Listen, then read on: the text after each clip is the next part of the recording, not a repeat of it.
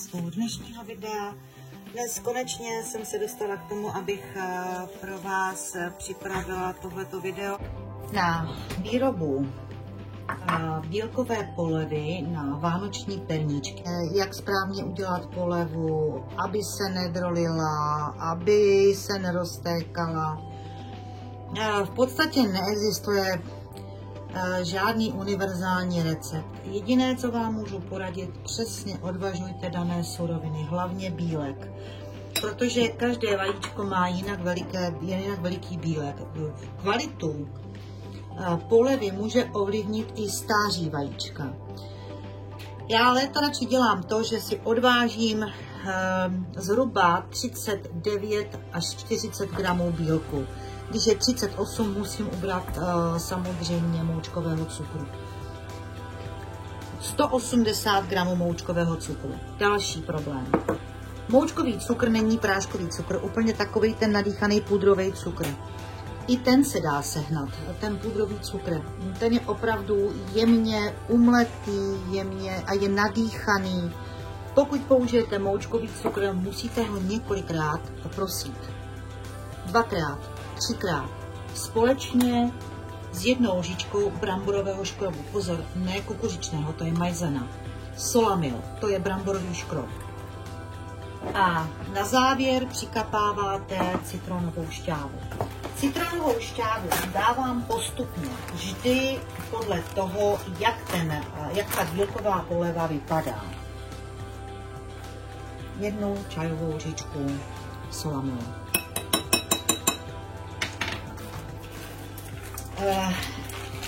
Spoustu lidí dělá to, že sníh šlehá. Zás to není sníh, to je bílková poleva, tudíž se zásadně nepoužívají šlehače.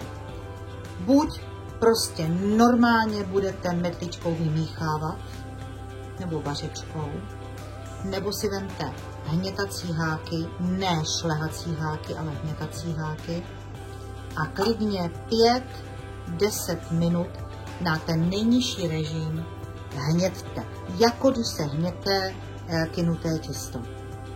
Pomalu, trpělivě 5 až 10 minut, klidně i déle. Pokud vám poleva téká z hnětacích háků, stéká, je to špatně.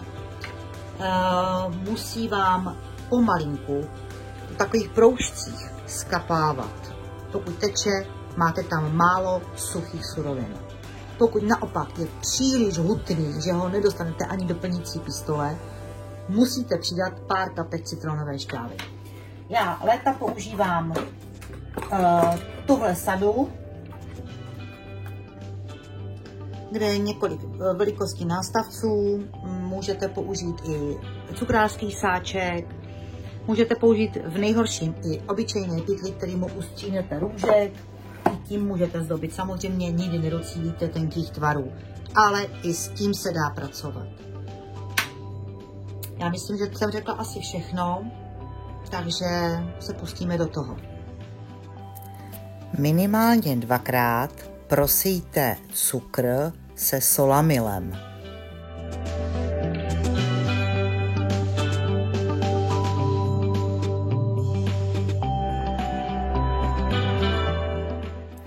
Přidejte bílek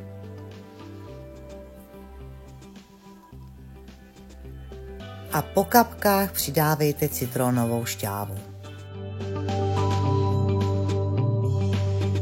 Vezměte si hnětač, znova opakuji, ne šlehač, nebo normálně metličku a začněte pracovat.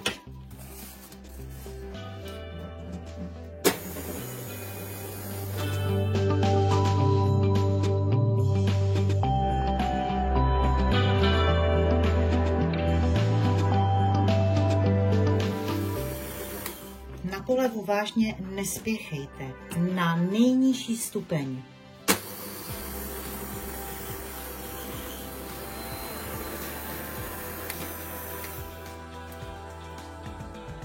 Jednoduchá rada.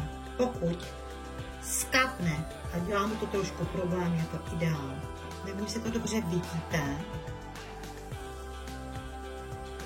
tak tíhou skápne, ale ne, že vám samovolně peče ta bílková poleva. Vidíte to dobře? Snad. Já jsem jí nakonec hnětla pomalu 9 minut. Už je krásně lesklá, bílá. Takto by měla bílková poleva být, která je vhodná na zdobení perníčků. Teď nezbývá nic jiného, než naplnit do cukrářského pytlíku nebo pistolky. Já mám teda tuhle jedlitel. Naplníte a můžete jít zdobit perníčky. Tu část, kterou nepoužíváte, tak si přiklopte mikrotenovou folií anebo tím víčkem silikonovým jako já. Takže zbytek sněhu si takto přiklopte a už se můžete pustit do tvoření. No a tady už vidíte hotové výrobky. Tam nemáš nic, jo? Ne, celé rodiny. Můj muž by asi ještě rád maloval, zřejmě. Nejsme žádní malíři, ale každý si prostě udělá tak, jak umí perníček namalovat.